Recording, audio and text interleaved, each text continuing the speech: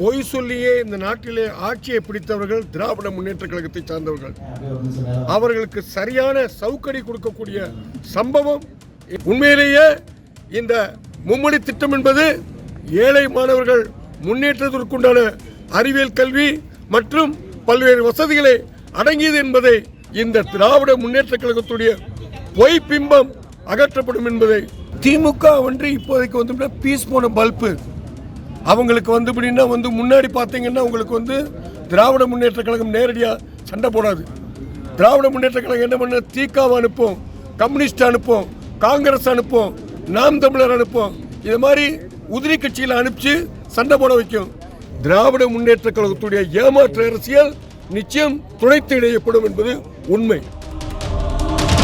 1964 பொய் சொல்லியே இந்த நாட்டிலே ஆட்சியை பிடித்தவர்கள் திராவிட முன்னேற்ற கழகத்தை சார்ந்தவர்கள். அவர்களுக்கு சரியான சவுக்கடி கொடுக்கக்கூடிய சம்பவம் இன்றைக்கு 2025 நடந்து கொண்டிருக்கிறது. அதற்கு முக்கிய காரணம் தமிழகத்துடைய பாரதிய ஜனதா கட்சியுடைய தலைவராக இருக்கக்கூடிய அண்ணாமலை அவர்கள். அவர்களுக்கு எவ்வளவுக்கு அவர்கள் பொய் சொல்ல முடியுமோ அவ்வளவு பொய்யையும் உடைத்து இன்றைக்கு மிகப்பெரிய அளவிலே பாரதிய ஜனதா கட்சியின் கொள்கைகள் தமிழகத்தில் வேரூன்றி கொண்டிருக்கிறது. இந்த தமிழகத்திலே பொய் சொல்லி மீண்டும் ஆட்சிக்கு வரலாம் என்ற ஒரு பிம்பத்தை உடைத்திருக்கிறார்கள். அதன் காரணமாகத்தான் இன்றைக்கு மும்மொழி என்ற இந்த திட்டத்திலே வேண்டுமென்றே பாரதிய ஜனதா கட்சி அரசு இந்தியை திணிக்கிறது என்ற ஒரு பொய் பிரச்சாரத்தை இவர்கள் நடத்தி கொண்டிருந்தார்கள். உண்மையிலேயே இந்த மும்மொழி திட்டம் என்பது ஏழை மாணவர்கள் முன்னேற்றத்திற்குண்டான அறிவியல் கல்வி மற்றும் பல்வேறு வசதிகளை அடங்கியது என்பதை தமிழகத்துடைய பாரதிய ஜனதா கட்சி தலைவர் அண்ணாமலை அவர்கள் ஒவ்வொரு குடும்பத்திற்கும் கொண்டு செல்ல வேண்டும் என்பதற்காகத்தான் இதை போன்ற மிகப்பெரிய ஒரு பொதுக்கூட்டங்கள் நடந்து கொண்டிருக்கிறது. அது மட்டும் இல்லாமல் தொண்டர்கள் வீடு வீடாக சென்று மக்கள் ஆர்வமாக கையெழுத்து போடக்கூடிய நிகழ்ச்சியும் நடந்து கொண்டிருக்கிறது. எங்களுக்கு கொடுத்த நேரம் ஏறத்தாழ 70 நாட்களுக்கு மேல் எங்களுக்கு கையெழுத்து வாங்குவதற்கு கொடுத்திருந்தார்கள். ஆனால் இன்றைய தினமே ஒவ்வொரு மாவட்டத்திலிருந்து ஏறத்தாழ 1 லட்சத்திற்கு மேலே கையெழுத்துகள் வந்துட்டு இன்னும் கிட்டத்தட்ட 60 நாள் இருக்கு. ஆனால் அதில் கையெழுத்து வாங்க வேண்டியது மிச்சம் 1 லட்சம் தான். ஏறத்தாழ 1 கோடி பேர் கையெழுத்திற்கு இன்றைக்கு தமிழகம் முழுவதும் 30 லட்சம் கையெழுத்து வந்துவிட்டது. இன்னும் கூடிய சீக்கிரம் இன்னொரு 1 மாசத்துல 70 லட்சம் கையெழுத்து வந்துவிடும். தமிழகத்தினுடைய இந்த திராவிட முன்னேற்ற கழகத்துடைய பொய் பிம்பம் அகற்றப்படும் என்பதை உறுதியாக தெரிவித்துக் கொள்கிறேன். திமுகவை தாண்டி தமிழகத்தில் பாஜக ஆட்சி அமைக்க நீங்க நினைக்கிறீங்களா? திமுக இப்போதைக்கு பீஸ் போன பல்பு. அவங்களுக்கு முன்னாடி பார்த்தீங்கன்னா உங்களுக்கு திராவிட முன்னேற்ற கழகம் நேரடியாக சண்டை போடாது.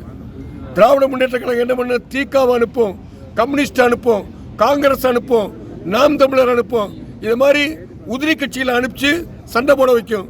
இன்றைக்கு திராவிட முன்னேற்ற கழகத்துடைய மிகப்பெரிய பொறுப்பாளர் இருக்கக்கூடிய ஸ்டாலின், உதயநிதி ஸ்டாலின் நேரடியாக பதில் சொல்ல அளவுக்கு இன்றைக்கு அண்ணாமலையுடைய அரசியல் பிரவேசம் நன்றாக வளர்ந்திருக்கிறது என்பது ஒரு உண்மை. அதன் காரணமாகத்தான் இன்றைக்கு தமிழகத்தில் திமுக பற்றி ஒரு சைடு பேசினா பிஜேபி பற்றி ஒரு சைடு பேசுவாங்க. முன்னாடி எப்படி இருந்ததுன்னா திமுக எதிர்ப்பு ஓட்டுன்னு இருந்தது. ஆனால் இன்றைய தினம் நிலைமை மாறிவிட்டது. பாரதிய ஜனதா கட்சியுடைய ஆதரவு ஓட்டு திமுகவுடைய எதிர்ப்பு ஓட்டு என்ற சூழ்நிலைக்கு வந்திருக்கிறது. இன்றைக்கு பார்த்தோம்னா பாரதிய ஜனதா கட்சியுடைய ஆதரவு ஓட்டு அதிகமாக இருக்கிறது, திமுகவுடைய எதிர்ப்பு ஓட்டு பிரிந்திருக்கிறது. அதனால 2026 பாரதிய ஜனதா கட்சி தலைமையிலான அரசு தமிழகத்தில் அமைக்கும் என்பது நிரசனமான உண்மை. தமிழகத்தில் மும்மொழி கொள்கை வந்துச்சு அப்படின்னா தமிழ் அழிஞ்சிரும் சொல்றாங்களே. இந்த திராவிட முன்னேற்ற கழகத்துடைய பொய் பிம்பத்தை இன்னைக்கு உடைச்சிருக்கோம். உங்களுக்கு தமிழ் எல்லா ஊர்லையும் இவங்க பேசக்கூடிய நடத்தக்கூடிய பள்ளிகளில் தமிழே இல்லை. ஆனால் இன்றைக்கு தமிழகத்தில் மருத்துவம், சட்டம் எல்லாத்திலையும் தமிழ் வர வேண்டும் என்பதற்காக மத்தியில் உள்ள அரசு பாடுபட்டு கொண்டிருக்கிறது. ஆனால் இவங்க இதுவரைக்கும் எந்த ஒரு நடவடிக்கையும் எடுத்தது கிடையாது.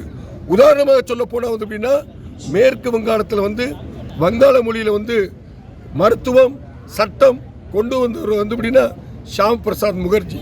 அதனால பாரதிய ஜனதா கட்சியுடைய தலைவர்கள் சரி தொண்டர்களும் சரி அவர்களுக்கு ஒரே நோக்கம் வந்து அப்படின்னா தமிழ் மொழி தாய்மொழி தங்கமொழி, இந்த தமிழ்நாட்டின் மொழி தமிழ். அதற்கு பின்பு ஆங்கிலம் வழிமொழி.